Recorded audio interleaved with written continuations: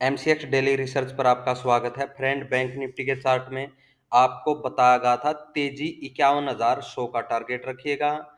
उसके बाद आपको लेवल दिया गया फ्रेंड, क्या लेवल था याद है ना? देखो ज्यों का त्यों ड्रॉ करके रखा हुआ है यहाँ पर, हमने ध्यान से देखिएगा।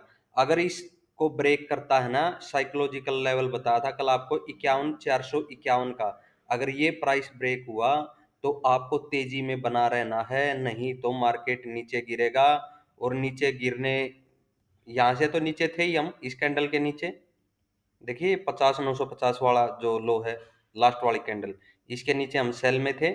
और जो ये सपोर्ट थी यहाँ पर का, अगर ये भी ब्रेक होगी तो आपको 48,000 का टारगेट दिया गया था फ्रेंड। यानी इस 51,000 की रेंज से 48,000 का जो हमारा टारगेट था वो अचीव हुआ।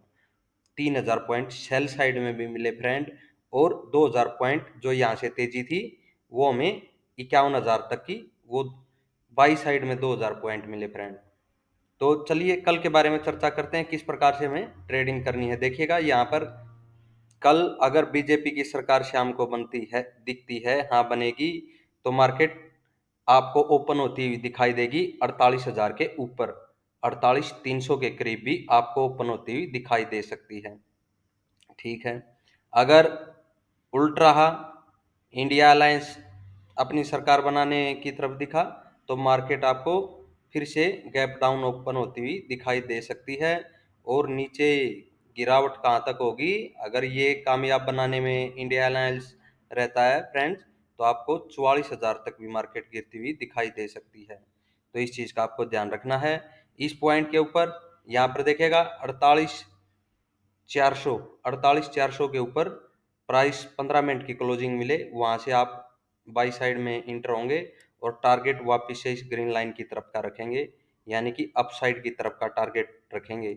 यहाँ से फिर से एक बार नीचे की साइड में जोल देखने को मिल सकता है, क्योंकि ये अभी रेजिस्टेंस की तरह एक्ट कर सकता है। तो ये बैंक निफ्टी का लेवल था फ्रेंड।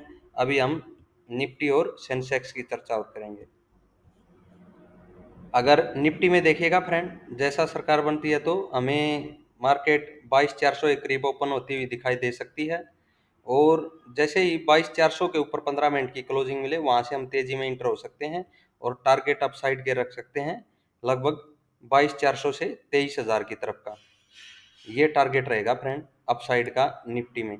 यहाँ से इसी पॉइंट से अपसाइड में इंटर होना है फ्रेंड।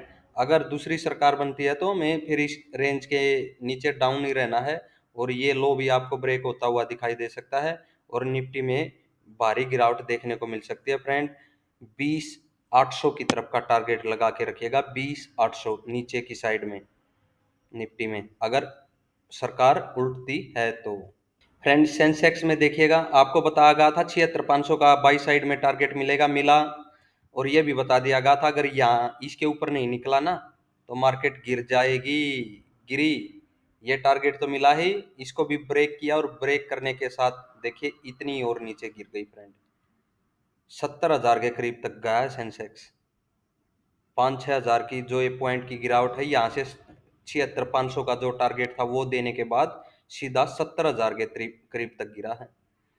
तो अगर देखिएगा सरकार का खेल, जैसा निफ्टी बैंक निफ्टी में बताया है, अगर बाई साइड में कब इंटर होंगे, बाई साइड में देखिएगा ये जो 74,000 का प्राइस है, यहाँ पर 15 मिनट की कैंडल के ऊपर क्लोजिंग का वेट कीजिएगा, वहीं से बाई साइड में इंटर होइएगा, और टारगेट रखिएगा इसमें 75,800 के करीब का, 75,800 के करीब का, 74 से 75,800, 1,500 पॉइंट से ऊपर का टारगेट रहेगा तेजी का। बाई इसी जोन से बनेगी फ्रेंड, इसके नीचे ये मानिएगा कभी भी रिवर्सल देखने को मिल सकता है।